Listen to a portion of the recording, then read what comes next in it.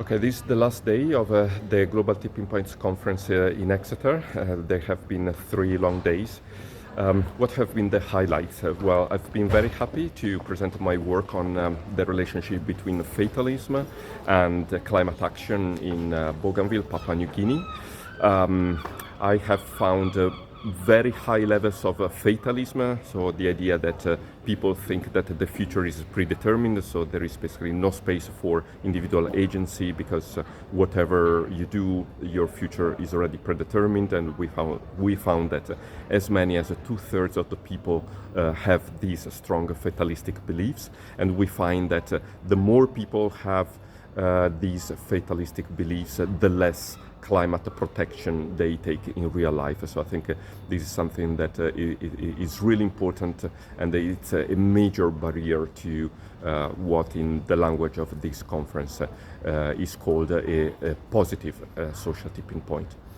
Then another highlight of the conference, something that I really enjoyed, is the work by Dr Genevieve Günther, who has a humanistic background, and she talked about the correct climate communication strategy that scientists should use.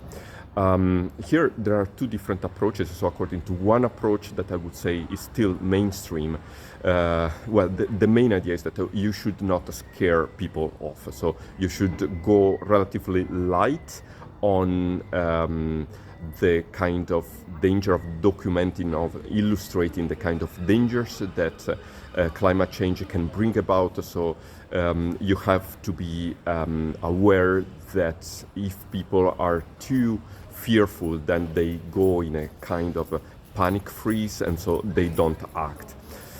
Instead, Dr. Günther proposes a different approach in which actually fear is one of the 3 main pillars, because she says that fear, and I think she's right, fear is one very strong trigger for action, and so we should really not discard fear as a motivator, but that should be accompanied by outrage, because she really sees this in a way as a struggle between the general public and the mainly the fossil fuel industry, but more generally the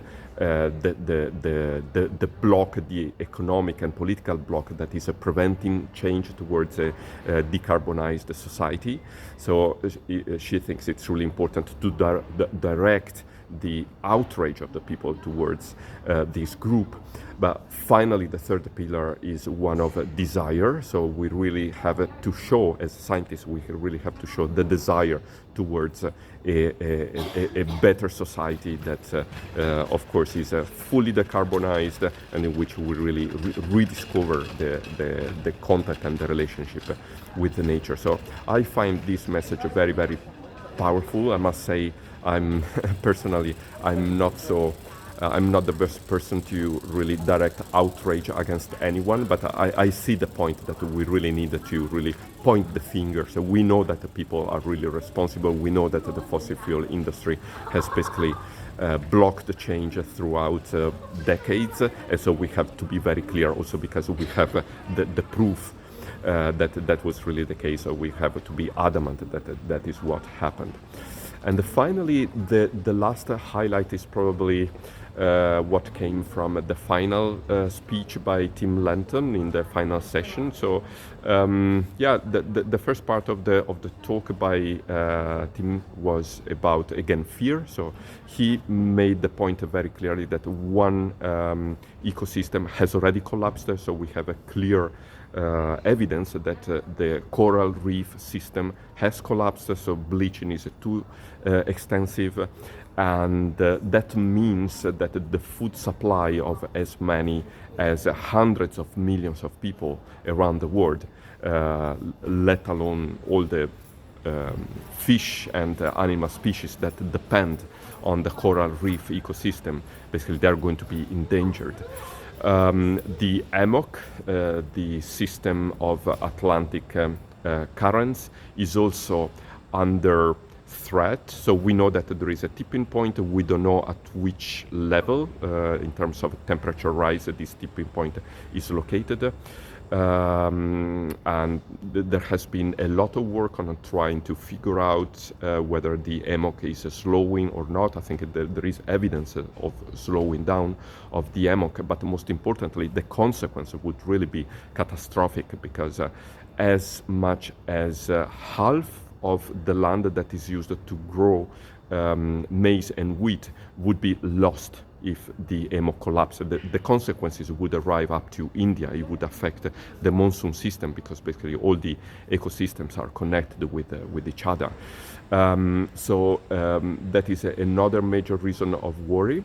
But then Tim Lenton also wanted to stress all the fields, all the areas in which we have made progress towards, in particular, social tipping points. So, for instance, in the photovoltaic sector, we are probably already past a tipping point, so we can be sure that photovoltaic panels will spread more and more.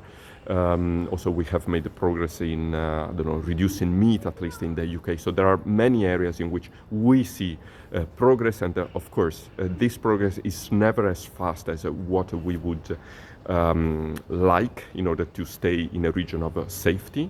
But it is absolutely necessary also to stress that things are moving. They are moving slowly, but we hope that with the typical tipping point dynamic, so things always move slowly at first, but then there is the snowballing effect that makes the change really progressing fast. So, this is I don't want to say whether I'm optimistic or pessimistic. I always use Gramsci's words, so I have the pessimism of the reason that I prefer to leave aside, and I have the optimism of the will, and this is what motivates me to get on with my research and activism agenda.